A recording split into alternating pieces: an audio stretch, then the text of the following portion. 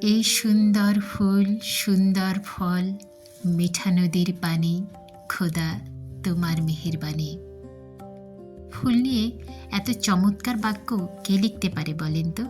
নিশ্চয়ই কাজী নজরুল ইসলাম, কিন্তু সাথে আরও অনেকেই লিখেছেন। যদি আমি এমিলি ডিকিনসনের কথা বলি, তার একটা লাইন আছে, a flower will not Bloom without Sunlight. এখানে ফুলের মাধ্যমে জীবন, আশা এবং বিকাশের ভাব ফুটে উঠেছে। এমন অনেক কবি সাহিত্যিক আছেন যারা ফুল লিখেছেন, ফুল নিয়ে লিখেছেন। এর মধ্যে আছে জয় গোস্বামী, এর মধ্যে আছে রবীন্দ্রনাথ ঠাকুর, এর মধ্যে আছে শেক্সপিয়ার, এর মধ্যে আছে কিটস। প্রত্যেকেই ফুল নিয়ে লিখেছেন। আর আমার ভাবনা একটু অন্যরকম। ফুল এত কেন সুন্দর? কারণ হচ্ছে সে খুবই ক্ষণস্থায়ী। দেখুন, এই যে শীতের ফুলগুলি খুব অল্প সময়ের জন্য, অলমোস্ট 1 থেকে 1.5 মাস কিংবা 2 মাস, এর বেশি কিন্তু আর থাকছে না। তাই এর রূপ, গুণ, লাবণ্য এত বেশি, সবার মন কিন্তু জয় করে নিতে পারছে। আমরা এটা দিয়ে কি কিছু শিখতে পারছি? সত্য সবসময় সুন্দর, সেটা ক্ষণস্থায়ী। কারণ আমরা মিথ্যের প্রতি খুব বেশি আসক্ত হয়ে যাচ্ছি।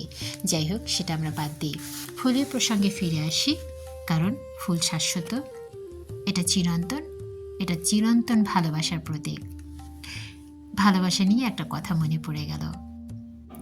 আমার মা ভীষণ ফুল পছন্দ করেন। এই জন্য আমার বাবা, মা যে পথ থেকে হেঁটে যান, বাড়ির চারপাশ তো অবশ্যই, যে পথ দিয়ে হেঁটে যান সেই পথের দুধারে শুধু সারি সারি ফুলের গাছ আর পাতাবাহার। আলহামদুলিল্লাহ, এটা হচ্ছে ভালোবাসার মূর্ত প্রতীক। আমিও আমার মাকে ভীষণ ভালোবাসি, যার জন্য আমি যখন ছাদ বাগান করেছি, মূলত শাকসবজি ফলমূলের জন্য, আমি সেখানে দেদারসে ফুল বাগান করেছি। শুধু আমার মা পছন্দ করেন এই জন্য, এবং আমার মা সেটা ঘুরে ঘুরে দেখতেন এবং এনজয় করতেন, এবং আমার বাবাকেও স্মরণ করতেন। আমি মাঝে মধ্যেই বলতাম যে, মা, বাবা হয়তো অনেক কিছু করেছে, আমি অতটা পারছি না, বা ট্রাই করছি। আলহামদুলিল্লাহ।